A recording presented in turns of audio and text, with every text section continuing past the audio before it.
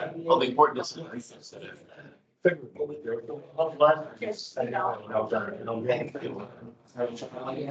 She didn't ever had a board meeting. Just read the minutes. So good news is, it looks like there was a good coordination. Community meeting. That's a great.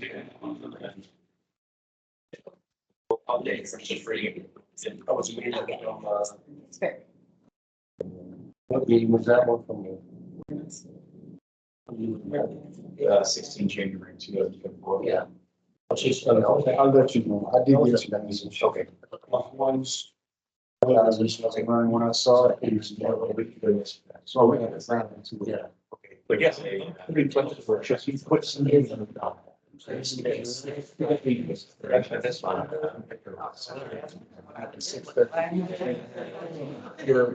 Sure. For A lot of people showing that.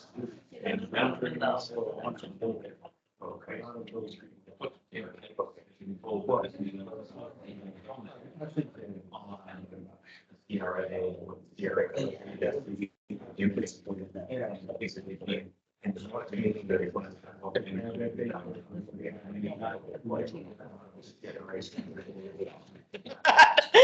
I told John, I was like, I want to send them out like last week to like start. And he goes, Rachel, you can send them out now, or you can send them out on Monday. Nobody is going to read those before they walk into the room. And I said, I had very high hopes, Sean. I may have looked at that. I've only gotten through 7, so don't worry. I do have a 12:15 on Franklin Street, so I don't know how long I'm able to go. An hour. Oh, We'll have you get hour 15 minutes. Yep. And Caroline, Ready to call with it? Ready. Ready? All right. Good evening, everybody. Call over the roll call. And so I'll leave my cheat sheet for roll call. CAC, Henry here, Michael Lucetta, I think he's absent. Jeffrey Warren here, Justin Rick, absent. Graham Young. Matt Sokolowski. Awesome. All right, and there's an absent, let's see, Rod Patel here, and Chris Ahern here. And Eloian, absent, I see, yep. And of course, our guests, E. Parks, Professor Green, and 2 USF students today as well. And also, And I see Rachel over there. formally of this. Formally of the I know. Downtown partnership today? Yep. Oh, great. Yeah, and then we do have our CRA grants team. But Yeah. these are all, other than B, who's our, B, education. And then we have our other team members that are, gonna give us a report on the grants that the CRA offers. So with that said, I'll go right to it. Number 2, a public comment today. And accordingly, let me just go 3 for reports. Yeah, there's no public comment. No, I don't need one. Reports then, report 3.1, CRA grants portfolio audit and recommendations from CRA grants team leads. Good evening, everyone. We are your new CRA Grants Division. My name is Dee Reed. I'm the Economic Development Coordinator, and this is my team. We have Andrea Rosshaven. We have Brett Burks. He's not here with us tonight. We have Corinne Lenerick, and we have Vanessa Ross. We are your grants team. We are who you would interact with on any commercial grants that you would be interested in. Okay. So we're here today to provide an update on the grants audit and the proposed changes to our current portfolio. This presentation will include a lot of information, so we ask that you hold your questions to the end. Notepads are being passed out as well as pens so that you can jot down your questions as you think of them. And then at the end, you'll be able to ask them. We'll have a question and answer session where you'll be able to ask your questions. At the end of the meeting or the presentation, we would like to collect your notepads. so that we can take them back, we can review your feedback, and then we will also utilize your feedback and your questions with our initial round of performance evaluations of the grants. Okay.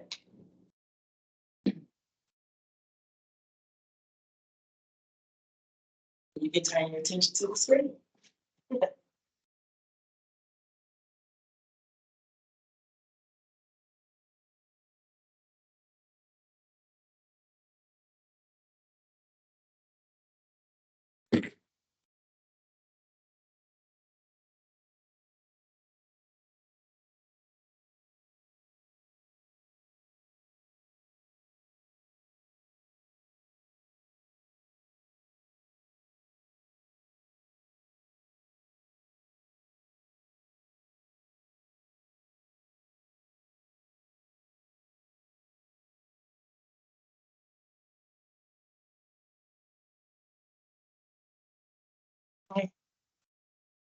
Don't have any. There it is, we get a call by.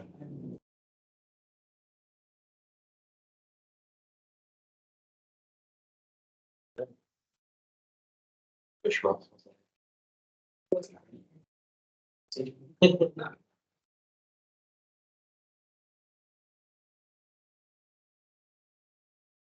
February 2023, CRA Board approved the restructure of the CRA.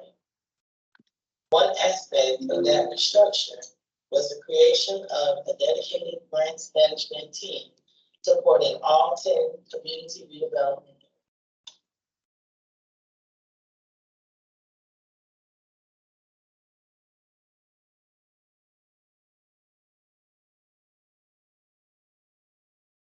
Following the workshop held last year, it was determined that the 3 areas that needed to be addressed are internal organization, bylaws, and grants. This presentation will focus solely on the grants audit and the recommendations to the commercial grant portfolio. As a result of the CRA board retreat held in June 2023, the board established its mission and vision for the agency. Our 5 focus areas are attainable housing, connectivity, economic development, quality of life, and community engagement. Grants are a major tool for community redevelopment, but have been underutilized. Our goal for the grants are for them to reflect the revised vision, mission, and goals of the CRA, respond to priorities outlined in the community redevelopment plan, often referred to as a CRP, reduce and consolidate the number of grants and applications, contain user-friendly language and clearly outline eligible criteria and award amounts, and support a streamlined application process. Concerns and priorities were relayed to the CRA managers and documented in their interviews with staff and consultants. We took a closer look at all grants offered across the 10 CRAs and compared them to the best practices internally and successful grants in other communities. CRA manager interview findings include overall, few grants were used in some areas report high utilization as only 3 completed grants in a year. Grants not being used as intended, and grants not necessarily tied to any goals in the CRA plans. They also include areas for improvement and consideration, such as improved access to grant funds, clearer communications in grant marketing, addressing needs or access to capital, and ongoing evaluation of the grants. The assessment of our grant inventory revealed inconsistency in grant offerings across CRA areas, insufficient award amounts. For example, the upstairs residential conversion grant was $7,000 per unit, which does not cover the cost of a renovation. And grants were created to address narrow scopes. For instance, the objective of a grant whose goal is to attract a sit-down restaurant could be broadened to attract a variety of missing neighborhood amenities. It should be guided by best practices. To ensure they do, we ask the following questions. Is the intent of the grant and allowed use of CRA funding for Florida statute, chapter 163, part 3? Does the outcome align with the priorities expressed in the CRP? Does the outcome align with the mission and vision? Are the funds in the current budget, or will it require reprogramming for a future fiscal year?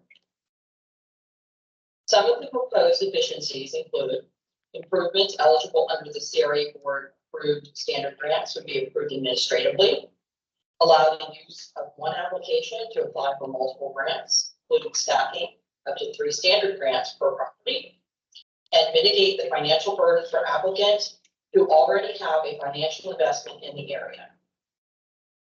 The audit revealed that multiple grants have been created to address a narrow purpose had a similar focus. Those could be consolidated into grants with a broader scope. Other grants, which are being strategically sunset, were created for uses that will be transitioned to the CRA project management division. On the next slide is the final list of grants being proposed, which have been tied back to the CRA focus areas. We propose simplifying the grants into 3 standard grants, a special project grant, and a tax increment funding reimbursement grant to come. The arrows to the left highlight the focus areas supported by the proposed grant. These are the overall changes being proposed. Revising grant award amounts with respect to cost estimates, historical program data, and area budgets. Increasing the ability for applicants to stack up to 3 standard grants in one application. Refining eligibility criteria by allowing commercial tenants to apply. Defining scoring criteria, which incorporates CRA priorities in the grant description documents. Expanding grant offerings to allow for mixed-use projects. Prioritizing high-traffic roadways. Not requiring proof of matching funds upfront. Allowing credit toward matching funds for legacy property owners. Creating a universal grant application. Establishing one-on-one pre-application assistance to ensure successful applications. Creating a central application intake location. Reducing application processing times by removing layers of review. Developing a grant tracking program and providing a regular project status check-in between award and reimbursement. The proposed grants were cross-checked with the area plans to ensure that the recommendations reflected the priorities expressed by the community.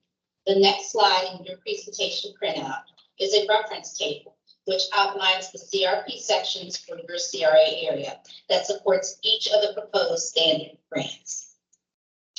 As we've described, the proposed grant portfolio will expand access to grant funds to meet the needs of the community. Reports that are being built into the new tracking software will provide valuable information on grant utilization and will be used in the ongoing evaluations of the grants to support potential improvements. In addition, we will examine the performance of the grants against the community needs, construction costs, and changes in the economy as a part of the annual budget process. These will be the metrics and outcomes we will utilize to evaluate the performance of the proposed grants. We thank you for your time and attention during our presentation. At this time, we are available for any questions you may have listed on your notepad about the proposed grant portfolio. Staff will be collecting the notepads following the Q&A session. Thank you.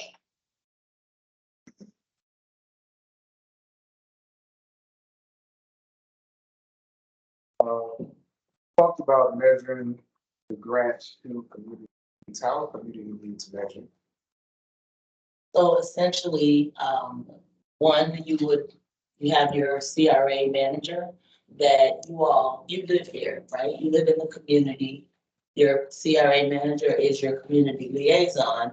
So we take input from you all as you communicate in your CAC meetings, as you have concerns, as you see different things throughout your area that you want to address, you know, we ask that you communicate that through your CRA manager. And then we have regular meetings with the CRA managers and we will, you know, document those things. And then we'll go back and look at how we may need to revise a grant. Usually that will take place during the budget process, because essentially the board would approve the grant as it is, and we would have to make those changes as a part of the budget so that they can reevaluate those changes. Is that reevaluating on a yearly basis, fiscal year reevaluation as far as the grants?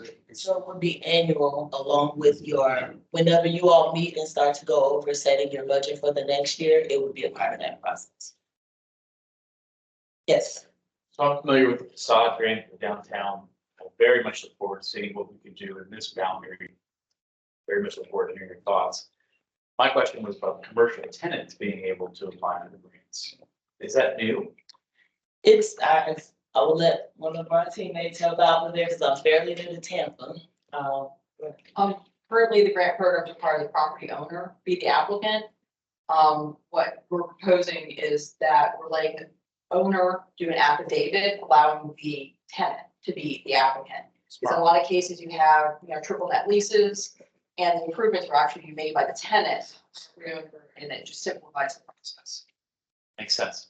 Thank you. Any other questions? Go ahead. We have 13 minutes. This particular CRA is a bit tricky in that we're pretty small, the boundaries, and it's pretty much one tenant in one owner. So any thoughts about grant programs that we should be writing or promoting coming to you? Given that the largest geographic is Soho Capital, who has Armature Works and whatnot, certainly we'd be willing to help them identify grants, but what else could we be doing here? Good question. I would say that the way, and I think we focus more on like our standard grants where we talk about facade. We have one that's called Cigar, which is our interior, but there's also the special projects grant. And I think that is where we'll probably see a lot more of the creative type grants, things that don't just fit in the box. That grant is kind of designed for the out of box thinking or new projects, things that we have not seen. So it's built to not restrict you completely as the other grants will. And it also involves that grant does involve board approval. So that also gives an extra layer. CACs will see every individual special projects and then it would go to the board. Makes sense. Follow up. The thing that this group, the CAC, is trying to find is projects that the government would already provide. Is our role as a CAC. One of the things we've identified is traffic safety, pedestrian crossing safety. Your opinion, does the special project grant fall under that being a beneficiary? Because the roadway, the city would be the beneficiary. So my advice would be anything that deals with public right of way or public property, those are concerns that you would raise with your CRA manager. Then we would talk in terms of, it would more so fall under like a CRA project. So it'd be a project that maybe the CRA would fund and it would fall under our projects team to kind of lead that. The grants are more so designed for private ownership. But definitely still convey those concerns because those are still worthy of CRA dollars. It's just a matter of it being done in the public property. So we would need to engage city departments that would be involved in that process. You don't have a date and an amount. I was looking for, it was 1.2 was dispersed. Is there a particular date and amount for these grants that we should anticipate if we do go to the community and talk to them about them and they say, when when will it be available, when can we apply, things of that sort. So what I can say, I don't have a date because the board has to. What I can tell you is that the director will be presenting the same presentation with a little bit more deep level of detail to the board at the March 21st agenda. So I would definitely recommend attending or watching. And I think the date would kind of be guided by the board's decision. If they actually approve everything in that meeting, my hope is that they will approve an effective date, that everything would go live. But, we will have to wait and see how that goes.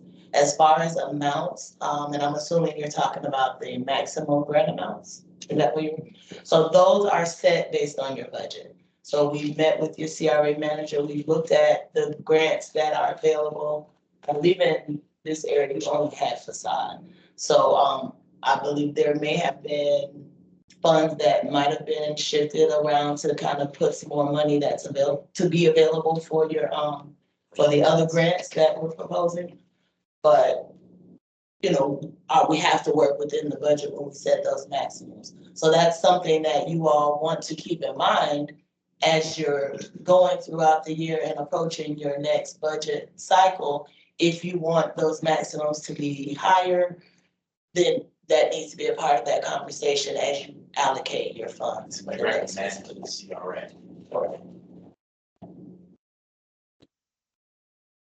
Go ahead. You've got 8 minutes. See it. This is more about boundaries and the CRA, again, we're a smaller CAC advising to the CRA, which is a relatively straight boundary. The grants that we're talking about all have to be beneficiary in those boundaries. Okay. If we are, That's Florida statute. There's nothing we can do about it. this group is being pursued by the outside forces, outside our neighbors and outside these boundaries, asking us to try to spend some money that benefits slightly outside the boundaries or along the boundaries. So I think if I understood you correctly, this is similar to the CRA, and we have to be benefiting inside that per Florida statute. All funds that go into the pot have to benefit those that are putting into the pot. So if the project is located outside of the district, they're not contributing to the fund that we are required to invest back into the district. Yes. I swear I'm done. We will hold you to it. So it's basically just the ground floor tenants of the Pearl that utilizes sort of ULIT. If so signed off on those improvements being used, are you letting it? Yeah. Like if someone wants to upgrade their outdoor dining, something like that. So the building downtown that we used to have had a benefit of a facade grant. It's great help. Yeah. I mean, like Channel District has event grants, what they used to. So It's the same type of program yeah, but that they they have, funded. I guess we don't have that in our master plan.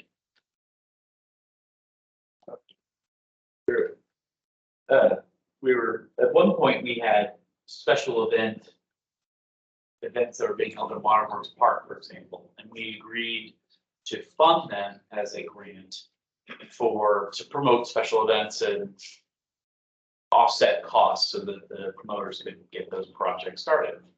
Were those part of the grant program that was written out of the CRA? And that's right.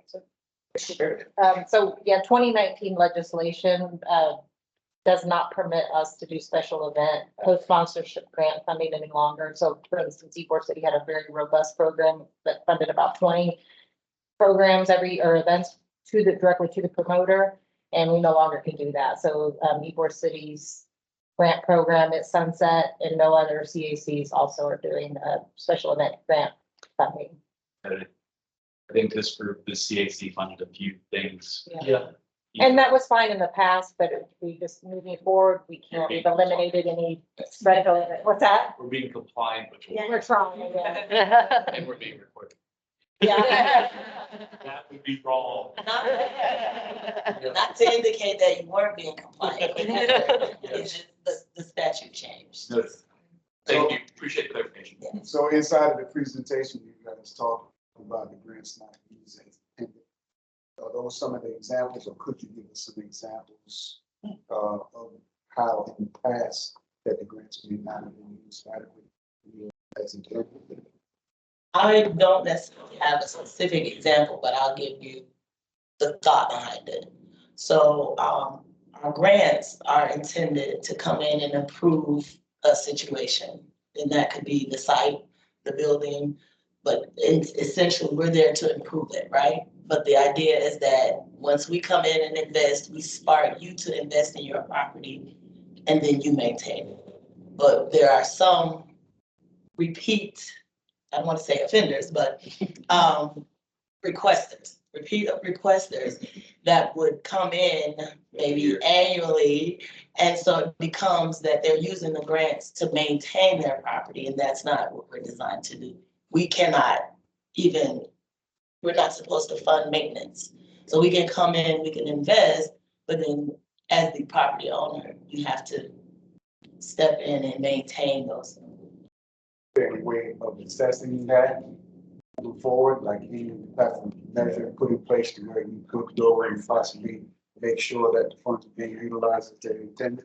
So we look at, once you apply and you get a reimbursement, if you get a grant, then you have to wait a certain amount of time before you can apply again for a grant. And we also look at ownership. Obviously, if the ownership changes and the use completely changes, then that kind of creates, maybe they're changing from, say, a store to a restaurant. Obviously, they're gonna need help with different requirements, maybe compartment sinks, or maybe an oven hood, or sorry, what's it called? The ventilation system, so things like that will show us it's not necessarily them just coming back trying to utilize the grant as maintenance. So, we'll look at those types of things, but also building in that time frame that a property would have to wait in order to receive a grant, that will kind of help with that as well. Thanks for being here. Well, thank you for having us. Very important. So Corina's, it doesn't look like anybody wrote any questions down. All right, well, Corina will still come around and, or did you? Andrea will come around and pick up his notepads and the pens. And if you think of other questions that may come to you after we leave, please feel free, our contact, well, it was on the screen. But you have a copy of the presentation, and the second to last slide has our contact information. And you'll notice that it refers you also to the website. This is actually a button that you can click, enter in information, and it will come to our admin staff, and they will direct you to the right person. Is that where folks will apply if they want to apply for this, that grant is inside this webpage? You can go that route, or you could reach out, I believe we have a phone number on there as well. Wonderful. Okay, feel free to call. We're not planning to put the applications themselves out, because we want to sit and understand your project in completion, so that we can advise you, because there may be other grants that you that you may not be. Thank you for the time. You're welcome. Thank you. Courtney, would you like recommendations or? The papers. Doesn't matter. Okay. One of your students.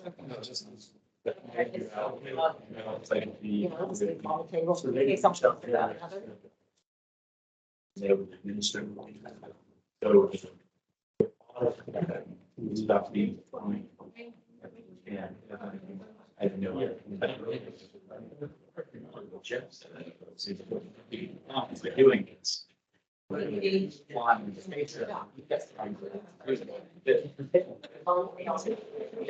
CRA. Flag, that we're not doing this right now. Yeah. Okay. It's just D.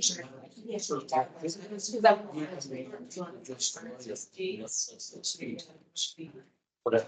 Well, it's like, that's like, because it's not, that's what's going to happen. To the city, no, okay, great. See, all you're gonna go through there, it's just, I don't bring you there, personal property, commercial. It's your people go for it. 10 you want. Yeah, it's actually right. It's actually very nice. They attend CRA. We attend that. I've got a $12,000 grant to put in rent out there umbrella. So we would fund those improvements to municipal. We would fund the grant amount, whether they're awarded or not, it's a question of There. whether they administer or whether they Whether don't they see if they receive applications, right? They would go and fund it. That's their question. Right, so the downtown CRA, for example, I mean, they put $100,000 in the kitty every year, and then sometimes even we need to see how many applications they receive, and then fund that. Then they decide how much money to put. Sorry to interrupt. Yeah. Sorry. Yeah, we had a robust, like 150,000 in Ebor, and so that was a kind of a big change for the promoters in Ebor, could no longer do that. Yeah. Because they get up to $10,000 per Huge. event. Okay, so yeah, we can go on to, All right, yes, so on to, that was great. So on to 3.2. Tampa Downtown Partnership Neighborhood Rebranding. Woohoo! Carolyn Kessler and Rachel Riley. Hi, guys. Hello. Long time no see. I know. Before I get started with this fun project that we have for you guys, I just wanted to mention, just piggybacking off of the grants that they discussed. For the folks that are on the perimeter of your boundaries, I have a feeling that it's possibly folks that are over there on Yellow Brick Row on Franklin Street and probably reach out to you. As a reminder, the partnership does have a storefront and sidewalk cafe grant that you can always refer people to. Our boundaries go up to Palm Avenue. It's a little funky in some places, but we can always check with them to see if they're in the boundaries. So you can refer them to that. And then we actually just closed the grant cycle for this year, but we will be starting it again October 1 for our neighborhood enhancement grant, which is a $5,000 reimbursement grant for a community-driven project that impacts the neighborhood, which is kind of a nice segue into what we're here to talk about. But if folks are looking for some financial help that are outside of, because I know your CAC boundaries, your CRA boundaries are very restricted. I sit in those seats, it seems like it's the same conversations. I get it. So please know that you can always refer them over to us and we can help them. Cool. So we are here with a very exciting project that we undertook, and that's neighborhood branding. A couple of years ago, we decided that it wasn't right to continue our narrative as promoting downtown Tampa. I believe it was in 2017, 2018, when Tampa Heights joined our district. We had an expansion into Encore 2 years ago. It no longer was the central business district, and these unique neighborhoods started to rise up. Everybody has their own feel, their own set of businesses and residents, and we decided that it's probably best for us to start marketing it as the 7 unique neighborhoods that make up downtown. So we started and kind of talked about this. It was something we really wanted to do. We've had some new leadership over at the partnership, and this was one of the first things that we pushed through. Caroline really started this project in the beginning of the summer, and we were really proud to be able to get through this in about 4 to 6 months. So it was definitely something that was on the radar for a long time. These are the 7 neighborhoods that we have defined within our downtown. Not all of them have clean-cut boundaries. I think River Arts is one of the only ones, in Water Street and the Channel District that do. Everything else kind of has a little bit of bleed, and we had to kind of make up our own boundaries to make sure no one was left in no man's land. And one really important thing that I want to mention, because we're specifically here to talk with you guys about Tampa Heights, is that Tampa Heights that is included in the Special Services District is not all encompassing of Tampa Heights. We are aware of that. When the exercise to expand the district happened, we did a lot of due diligence into looking at expanding through all of Tampa Heights, but the assessment that is placed on property owners within the SSD just does not really equate to the best return on investment for residents. Our services are much more targeted towards people either within the urban core or businesses kind of as we bleed up through that. So that's why we only decided to add the commerce section, which is that southern piece of Tampa Heights, into it. slide. And one thing that we did want to make sure that we were really specific in thinking about was we understand that there is a brand stamp associated with the Tampa Heights neighborhood. And that was included in kind of the pre-information that we gave to our consultant. So we'll get to that in a minute. From that 7 neighborhoods map that we looked at, the only one that's fully encompassed in our downtown that had its own distinct brand is Water Street. I think you guys are all very familiar with Water Street. We decided to leave that untouched. And so these are the 6 neighborhoods that we did this exercise on: Tampa Heights, Central Park, River Arts, Channel District, West Riverfront, and then the downtown core. So the way this worked is we engaged a consultant to help us with this process, and I'm going to turn it over to Caroline now to speak about that. She worked very closely with them. Thanks, Rachel. So as Rachel mentioned, this has been incredibly important to the organization for many years, but we were able to finally push this through and get these sessions, on the books this past summer. So in front of you, you'll see a list of questions that were presented to the stakeholders at all of these sessions.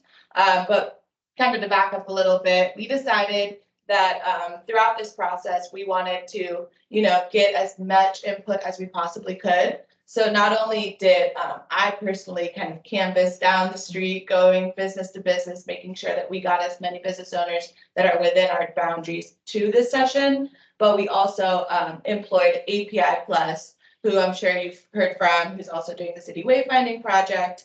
And we just figured that would work perfectly. They already kind of know what's going on. So we wanted all of these to really marry themselves together. So API Plus got on around August. We sent all of our correspondence out. So like I said, I went door to door, we emailed, we called, and we got a really great group of, business owners, a lot of like historians, community leaders to the table. And then API actually employed a third-party facilitator to do this process. We did have one of our staff members in the room during this. It was about a 2-hour session. That was Karen Kress. I'm sure a lot of you are familiar with her. And that was a really great thing to do, just because we were able to be, a silent listener. We were able to mark a lot of their concerns, right? Mark a lot of the issues and ideas as to outside of kind of what we were working on. But we were able to gather a lot of insight within the community. So like I said, you can see here, a lot of it is about, how does it make you feel? What do you love most? We really wanted to hone in on the uniqueness of each neighborhood. So you'll kind of see as I go through each of the neighborhood personalities after those sessions. API gathered all of that information, and they were able to give us a personality document for each neighborhood. So that included the description of the particular area, right? Because as Rachel said, some of them are kind of wonky. The history of the area, what makes it unique, vibe, feeling. We were able to get a lot of extra photography from this process, which we're also going to use marketing wise, which makes me very happy because that's my realm of things. And then we're able to gather visual, sensory cues, colors, textures, and sounds. So this is what we, or API had put together. And I'm going to kind of go through each one because throughout the process, we were able to also identify keywords that kind of represented each neighborhood. So I'm sure you all can probably guess which one is Tampa Heights, but we're at the top left there with a historic brick, right? The top word there was the most said throughout the session. So it's very established. It's an incredibly historic neighborhood, a lot of community, diverse, and camaraderie. Moving down, I'll just kind of go through each. River Arts obviously is home to a lot of our arts and cultural venues. So cultural is a no-brainer for us. Very like shimmery, engaging, vibrant area. We have West Riverfront being academic, right? Obviously the University of Tampa, Tampa Prep, Blake High School. So that was also a no-brainer for us. The downtown core being that commerce, right? A lot of the high rises, businesses. So that was that one. As Rachel mentioned, Water Street did have a brand already in place. So we were able to kind of get with their team as far as this iconography to make sure again that they all are unique, but kind of have a nice, family tie to them. The Channel District with the port right there, being so close to the water, urban. Obviously, you'll see the waves there, cool, breezy. And then Central Park, which was previously called Encore on a lot of our things. We actually spoke to the representatives in the room and they were able to vote on the fact that they wanted to change it, seeing as though Encore is a development and there's a lot more development to come in that area. So just to make sure that that wasn't really confusing in the neighborhood. And that's which I'm sure a lot of you know about as well. So then we also were able to gather logos for each of them. So you probably have seen the iconography that I showed on the last slide throughout, our social media. We've started to tease it out. But these are some of the logos that also can be used. Obviously, we have a distinctive color for each one, a distinctive pattern, texture. So all of these things we're looking to begin implementing further than, digitally in the physical space. And I believe I'll turn it over to Rachel to kind of explain a couple of options as to how that can be done. And so one thing I want to tell you as well, when we looked at developing these brands, we wanted to ensure that they all kind of were complementary to the Tampa Downtown Partnership brand, because obviously from our perspective, we are marketing downtown, but now these 7 neighborhoods. So we want to have a cohesive message and look and feel to it. So that's why you see very similar color palettes throughout. And if we gave you kind of like the whole spectrum of our brand package, it makes a little bit more sense there as well too. So as far as implementation goes, we are in the beginning processes of that. The very first thing that you will start to see them are the Ike digital kiosks. That's a program that we oversee and have helped implement. We have sent all of them off.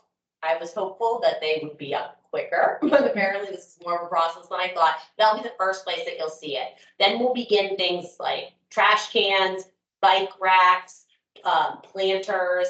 And then what our goal is to have kind of a kit of parts package to start identifying key intersections within each of these neighborhoods where there will be banners up on the traffic signal poles, some kind of graphic down the pole that connects to a painted curb at all 4 corners. So you start to really see these cues when you're in each of the neighborhoods, and you'll start to see them as we transition from neighborhood to neighborhood as well too. So we have funds in this fiscal year that we have set aside for it. We typically have a little bit of excess money available at the end of the year that we will target towards this, and then it will be a line item in a few of our budgets moving for year over year. These are kind of the low hanging fruits we have now, but this is going to be an ever expanding implementation for us. And one thing that Caroline and I have talked about is if groups are interested in implementing things above and beyond what we have for our scheduled calendar year of implementation,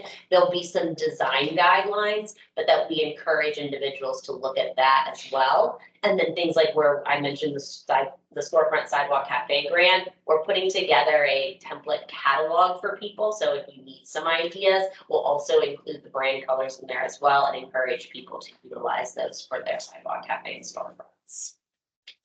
So now this is the biggest question that everybody has had. We are very ill-timed in the fact that we started this process at the same time as the Tampa CRA rebrand and the city wayfinding project. So we put together this kind of breakdown to help kind of navigate this a little bit more.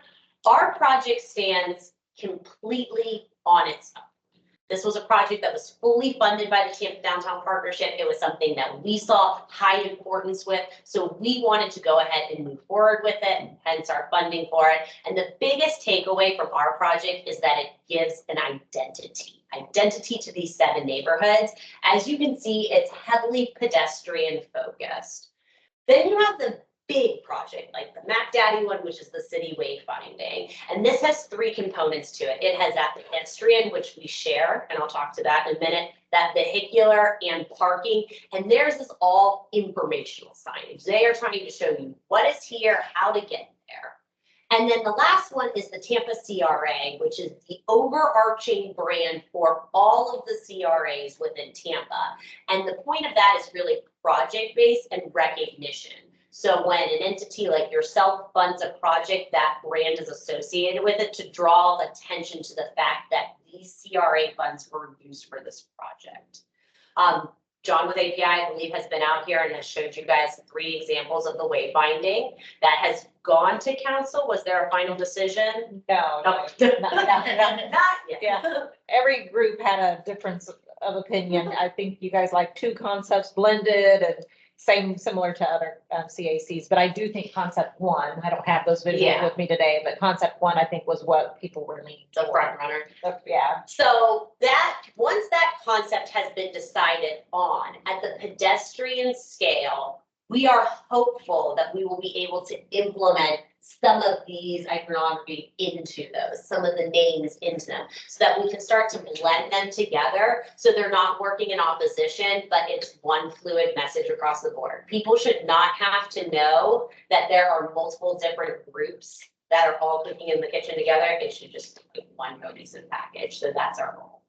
And we really just wanted to come and share this with you guys. So when you started to see it implemented, you had an idea of where it came from, the thought process behind it, and just really why the heck it was happening. So do you guys have any questions for us? I have a question. Yeah. So for a lot of the neighborhoods, did you find that there were already some established identity? The imagery for it, Those or like, are you talking specifically Yes. to the Tampa Heights logo?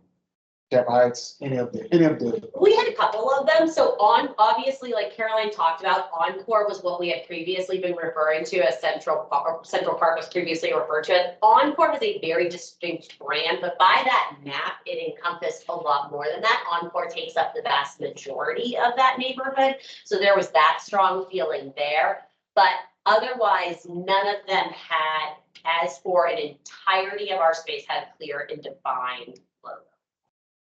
And I know that I think the brand for Tampa Heights is really associated with the Civic Association, which I think a large concentration of is outside of our boundaries. So we did have representatives, I believe, from the Civic Association. We can provide you guys with the sign-in sheet of who was there for it, so you can know who was there to contribute information.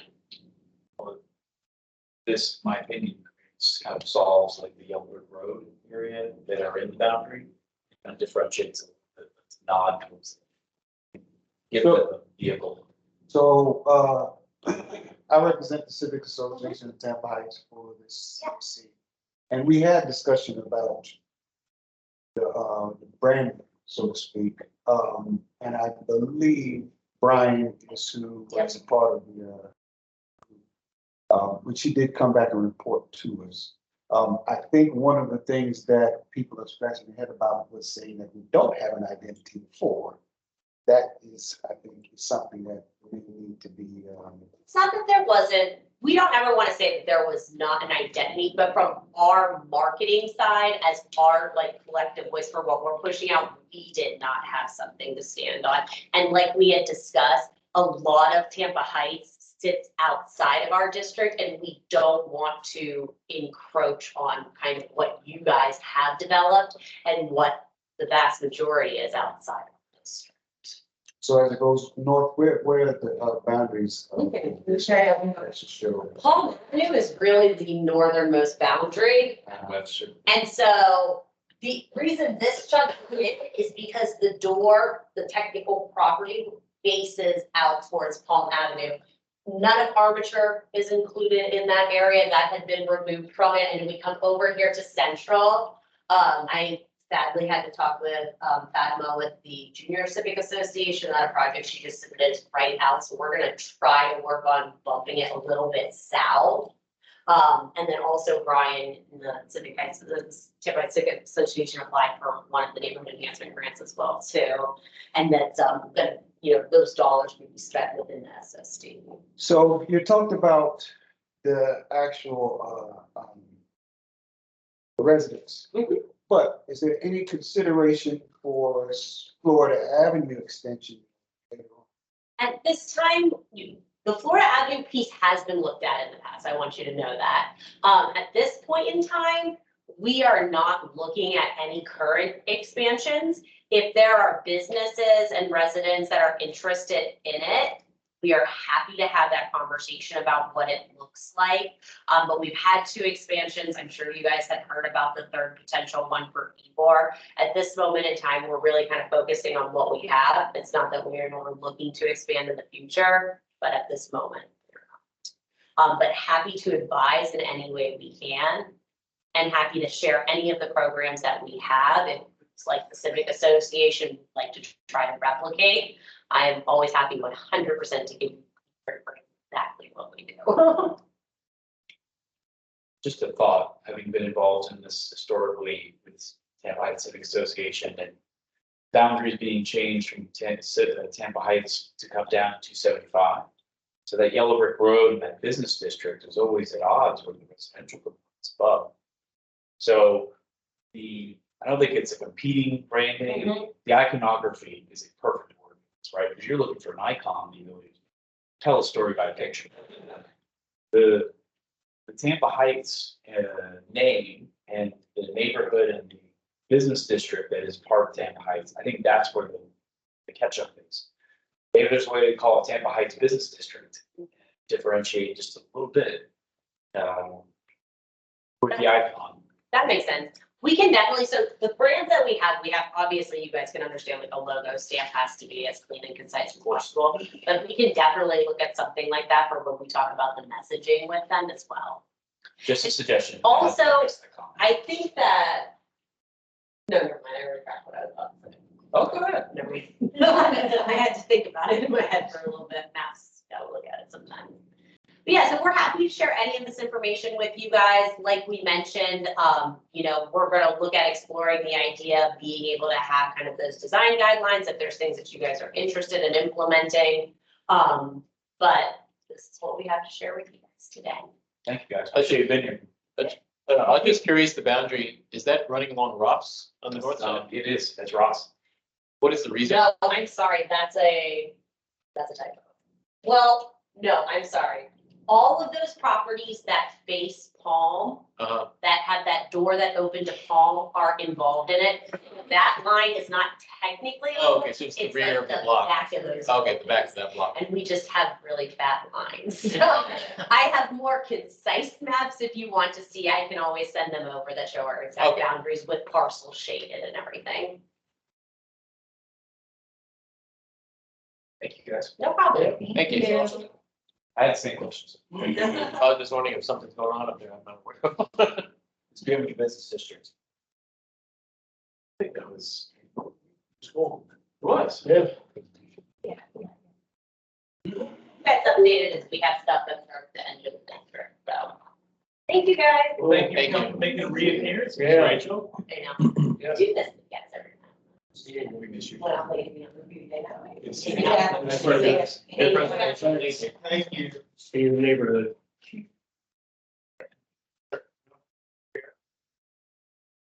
And item 3.3, community redevelopment plan, community visioning session results. Mr. Trent Green, USF Associate Professor of Urban and Community Design. Good afternoon, everyone. Floor is yours. Thank you.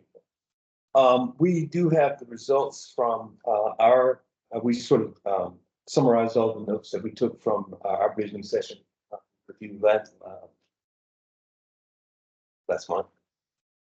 No, That's weed. last week. Yeah, no, it's all runs together. And I apologize, I missed that. Great. And we also have summarized notes from the community meeting as well. And we also have summarized the results of the online survey. We didn't have that many people taking the online survey, but we did sort of, and I didn't print a number of copies of this, but I can sort of forward it to you. But we did try to summarize it in a number of graphs, charts that identified, I guess, a lot of the priorities that people who responded had relative to the questions in the survey itself. And let's see. I'll forward that that along to you as well. And this sort of, this presentation rather sort of bleeds into one of the things I wanted to ask about also. We sort of alluded to it, I believe, in the November CAC meeting when we had Robin and I from the city speak on public art. But the ULI Tampa Bay launched this Art in Place program. It's a national program by the Urban Land Institute, and of course I believe the West River project is already participating in this. In other words, they're locating public art in certain open spaces, let's say. So it sort of expands on the issue that I brought up probably several meetings ago about a lot of what this presentation was about. Place branding, let's say, wayfinding, public art, and placement types of features, let's say, that we also brought up in the workshop we had with you last week. Now, I'm not sure how this, I don't know the specifics of how this program actually works, but I could definitely sort of see it sort of being part of this broader discussion about public realm enhancements. Before the meeting, Darrell and I were just out standing over at the park and just sort of brainstorming about what that park actually needs to really enliven it, because I believe somebody brought it up in previous CAC meeting also. The fact that it's a nice space. Of course, it has a busy edge along Tampa Street, but it does need quite a bit of help. If I did mention at the last meeting that we had a meeting with Adam Harden, Phil Capital, and he did have in the conference room the latest version of their master plan. He said he would share with us. He hasn't yet. Okay. But it does change quite a bit from the plan that I brought with me last CAC meeting also. That was the 2014 plan, which is now it's 10 years old. It shows a lot more density, a lot more development. What I didn't see is any more dedicated open space, because all of those parcels now have building footprints, essentially. And except for a few that may be sort of hollowed out, like the Pearl, which is, that internal space is more private for, but it's on the respective block, let's say. But we are, the other reason we requested that information from us, because we have a,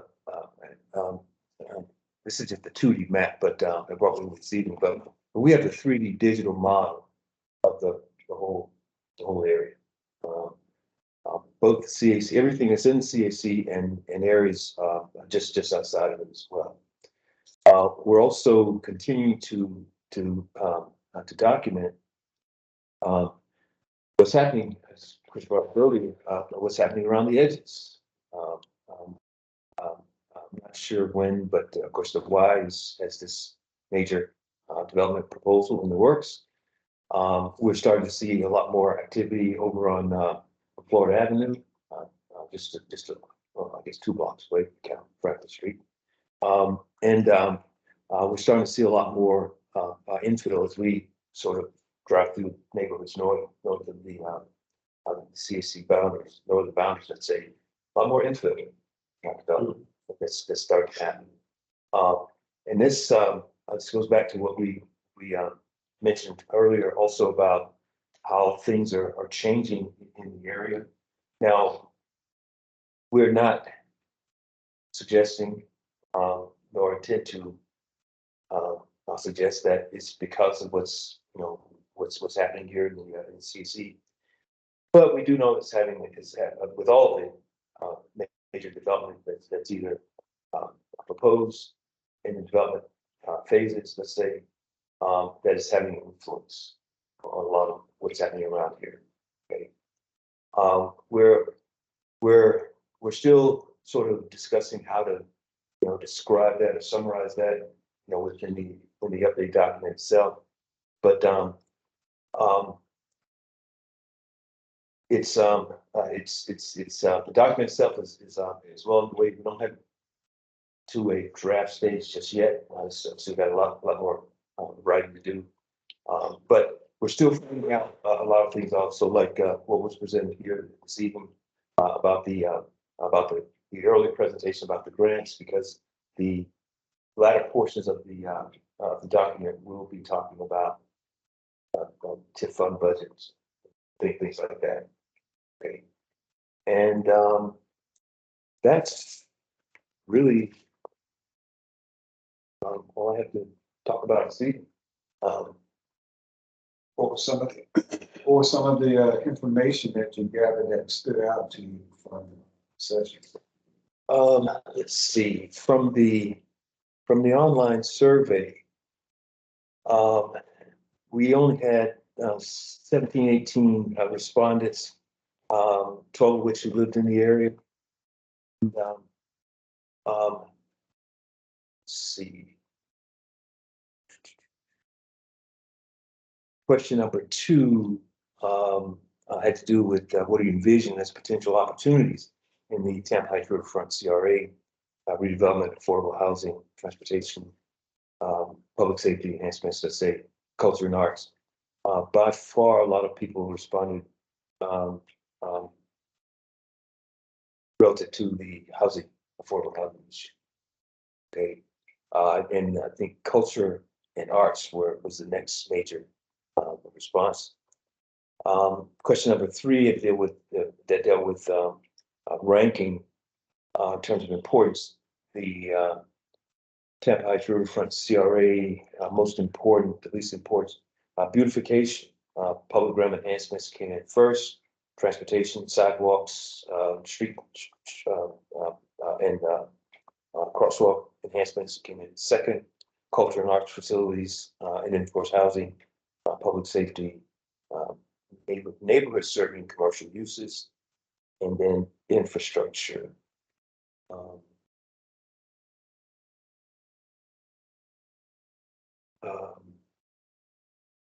Let's see. Question number 4 had to do with does Tampa Heights Riverfront have too many or too few of or about the right number of safe pedestrian paths? Nobody said too many. Majority of the respondents said too few. And that might have been sort of a loaded question. Safe pedestrian paths. About 4 people said, about the right amount, and about the same number, 3 people said they were just unsure. Question number 5 had to do with selecting elements that you think should be the primary focus of the Tampa Heights Riverfront CRA. Let's see, the majority responded with cultural facilities and public art, and then redevelopment impact on historic district came in second. Third was opportunities for new businesses. Let's see. Overall economic health next. Workforce housing is after that. At the bottom of this list is a more favorable regulatory environment. Question number 6 dealt with ways to get involved. Majority of people said they did want to attend the CRA meetings or the CAC meetings. So X group said you're just comfortable completing the survey itself. And then only a few, well, I would say 4 respondents to the last question. Any additional comments? One person, let's see. I guess these are all people who actually attended the workshop we had. And artwork, public art was there. Major response there. And I guess either, not sure exactly how many, but at least one of the respondents had concerns about destroying the African American community. That is redevelopment, destroying the African American community. The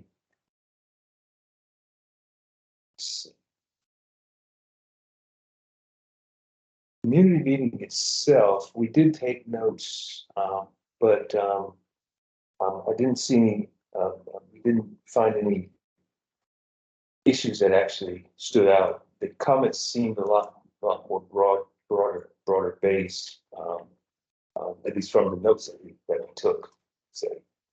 And of course, when we met with you, the CC, a lot of what you heard in the earlier presentation about place branding were things that we sort of thought would do. Then we did not know that the downtown partnership had gone this far with their efforts. So I think what we're going to try and figure out is how to blend that into portion of the visioning section of the document itself. I asked for a copy of their presentation, and so next month we'll have an idea of how I'll be able to discuss with you around how we're going to blend that into the visual portion of the document.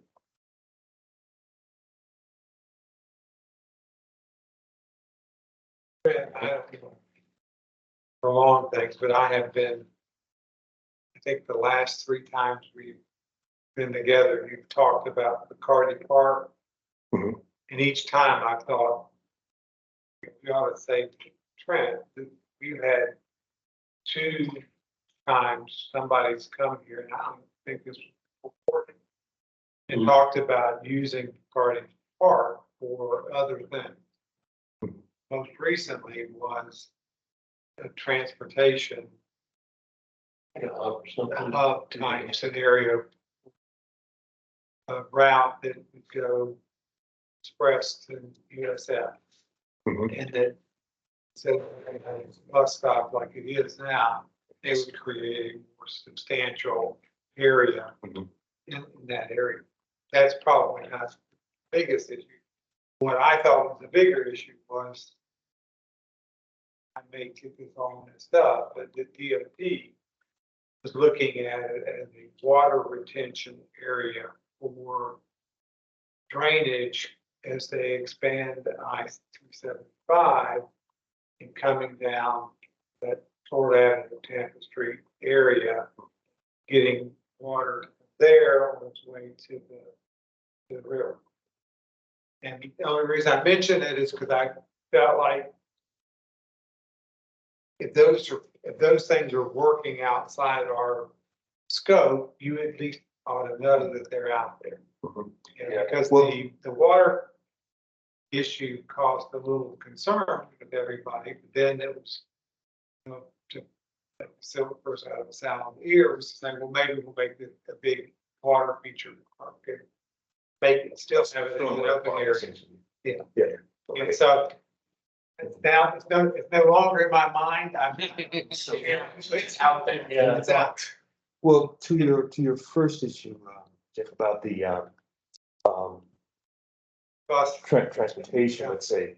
So when we met with Adam Harden, the gentleman from Hart was there also, and I think he lives on. That's the. Yes, yes. And, so, so I sent him a message, after, the day after the meeting and asked, give me clarification on what Hart had in mind for this. So he did send me some information. We're still looking at that. It just sort of, was a sort of a brief description from one of his, project managers, let's say, that talked about that. This is Justin Williams. He's He's the one that came here, wasn't he? yeah, he was here in January. This It was last year. Yeah. They request a dollar amount that was pretty much really what we had set aside, so we asked it reduced stop budget. And we got it. Yes, interesting. Okay. Now, to your second point, about what DOT plans to do along Tampa Street at least. Before Jeff Burton left, he did inform me that and maybe he wasn't specific enough about what DOT was intending to do. We haven't been able to get a hold of anybody to really find out Okay. what their plan. My conscience is now clear. Yeah. I just would like the idea that something is floating around out there. Or maybe and- other plans for it. But as I understand it, it's supposed to be a stormwater enhancement or upgrade. And I think it's supposed to, as Jeff described, it's something coming down Tampa Street rather, heading this direction as opposed to something coming from that. Right, it's coming down to Yeah, here, right. and this is like a Like a way pre-treatment. station on its way into the river. Right, and it would take a sharp turn, not a turn. The term of art It's in stormwater management, it's a stormwater treatment area. Yep. So basically, it's a stopgap or a sponge. Yep. That would basically have maybe a jet of water vacuums around it. And that, okay.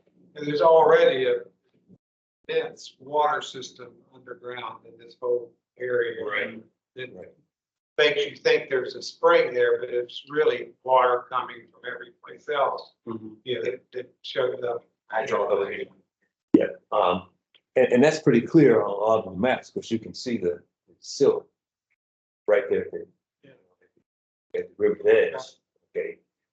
Because, the way it was described to me is that, whatever this pipe is gonna do, is gonna take that sharp, westerly turn and direct it towards the river over the spring and into the river. And, sort of question that, the logic of doing something. And group two. Yeah, good. Yeah. But, I just wanted to make, now, if the idea of using the park as a stormwater park itself.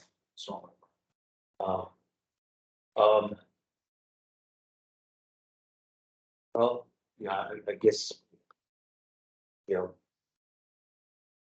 have to hear from the cities, both this, I guess, the park department controls that. And the stormwater department. Two different departments, let's say. Very. Now, we did the first stormwater parks, in Tampa, well over a decade ago. And it was part of a pilot program with the East Tampa CRA to look at three of the, they weren't the biggest ponds in East Tampa, but three very prominently located ponds.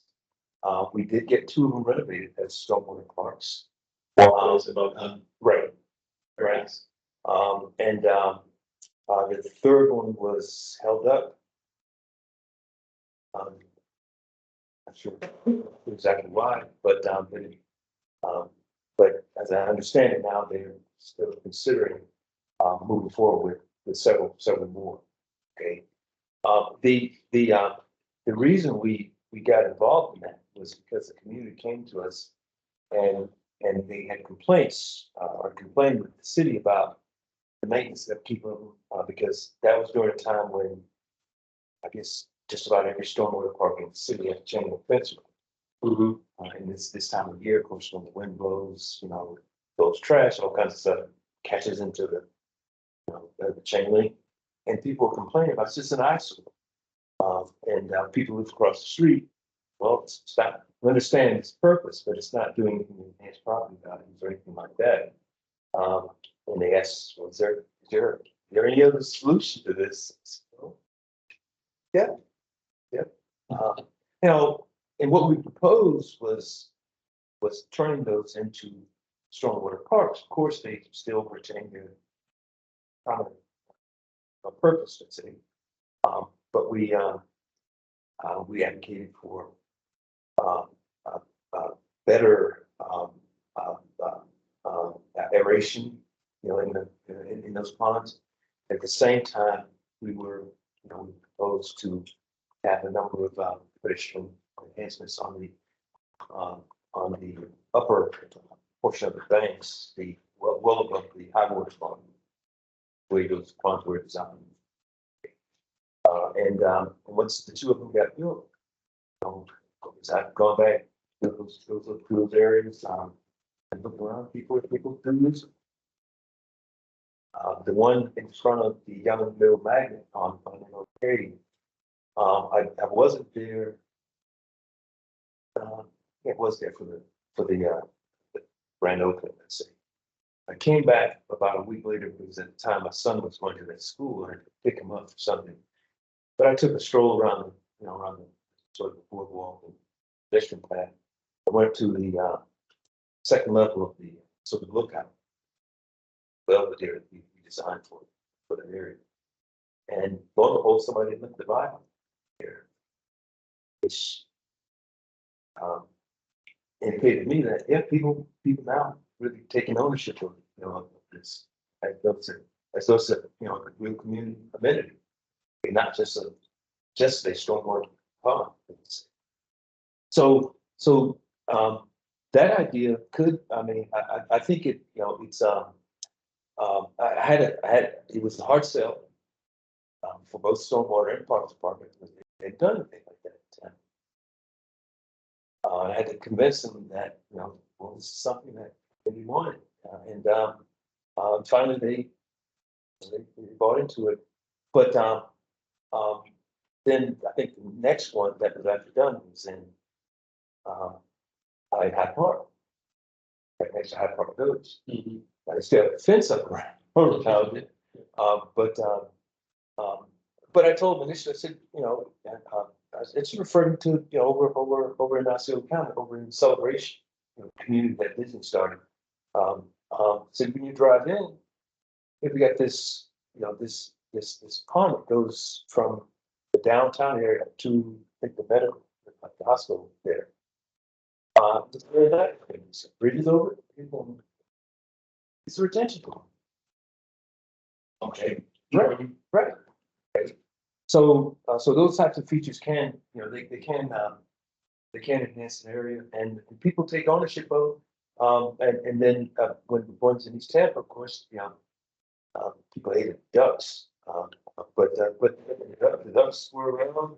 They were fishing the pond. Of course, we invited to try to eat one, but and then a colleague of mine in the School of Environmental Sciences started working with the community to help them understand the importance of dealing with water and water quality. So it just sort of, cascaded. I had to get the renovation done. So, but yeah, I think something like that could be there. But we still want to explore more. Probably have more conversation with Rob now about public art, because I know she was part of the this effort over in West River. Well, not sure where the conversation is at this point, but We're not even on our radar. Okay. We were all, we had it, and that was one of the things I wanted to make sure that we had it back as old business, because we thought it was a voting group that we also, even with what you reported, two things that stuck out to me that we as a CAC already set funds aside for. Speed tables, which is,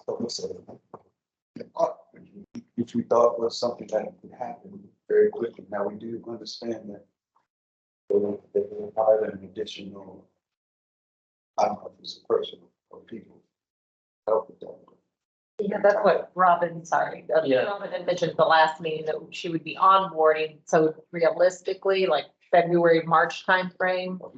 I don't think that they should give an offer to that individual yet, but I think she thought that that person who is CRA focused, to be CRA focused, she wanted to be till February, March to onboard this individual. To give us that, more direct attention. Is it any way that We can add it when you go down here, yes, we'll write it in here, and yeah, totally. That's all. You can make a motion to request. that. Yeah, we'll definitely. Yeah, because we have number 6, so we get done as business goal. Yeah, all right. All right, then action items. This is just our approval of the November 28th, 2023 and January 19th, 2024 meeting minutes. And I believe they're in here for review and potential approval. First and second. All right, thank you. And number 5, new business. Is that? Oh, I got to vote to approve the minutes. Yes. All in favor of approving the minutes, say aye. Aye. Any opposed? Okay, approved. I get to sit up here right now. All right, so I missed the backup. All right, so number 5, new business. Any new business? On your. That's all, if you guys have new business, I have no new business right now. Well, would the motion, would we put in the motion for the new business for a follow-up for the art Yeah, thing? yeah. Would that be under new business? Yeah. Okay, I didn't know if it was there or unfinished. So I make a motion that we have some follow-up concerning the arts project and or workshop that we stated. To be updated. Yeah, update. What you doing? I second the motion. All in favor of the motion? Aye. Aye. Any opposed? All right, that's on there. Another motion Okay, to also get an update concerning speed tables. we got that coming. Yeah. That's it, that's on number 6. That's coming, all right. That's, okay, so you don't need business, got that motion. Now on to, oh, I was just gonna say, but I know it's on their work tasks. I just did not get a response from Cal Hardy. But I did say, hey, I've got a meeting coming up Tuesday night. I need an update. He's so busy. He's only by himself right now because Alex Henry, who came to us, he left to another company.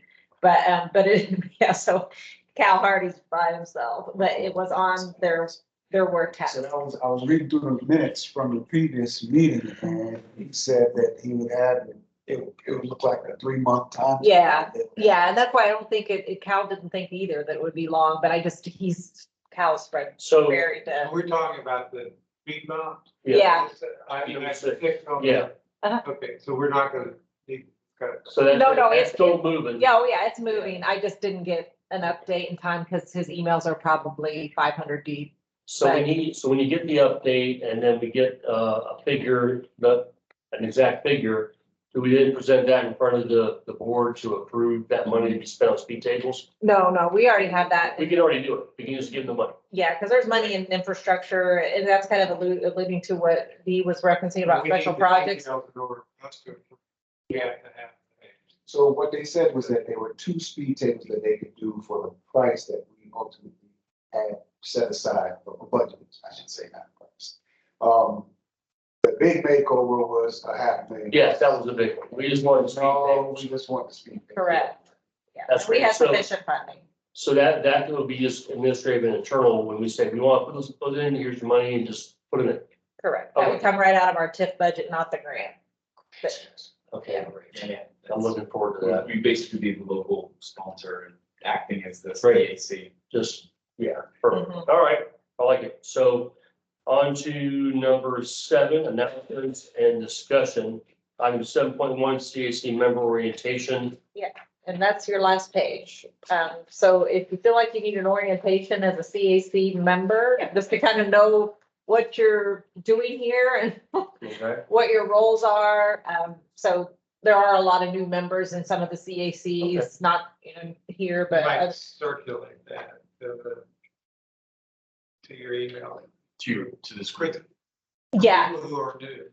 exactly. Yeah. So that's why every CAC that's having a meeting this month, we're getting it out there. Yeah. Because we have Okay. probably about 80 some members total of on CACs. And so we would hope to get a good turnout through a lot of new members or people who just never maybe did receive an orientation because they were a little on pause over the last couple of years.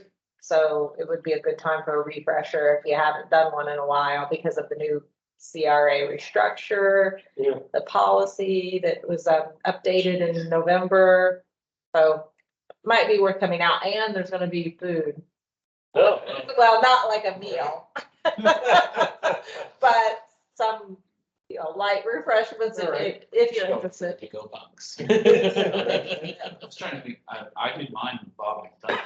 Yeah, so you probably ought to hold it. Oh, we No, he always came in and said, there's no I in team. yeah. I was thinking how long ago that was, 2021, done in 2021 or 2020? Did mine in 2011.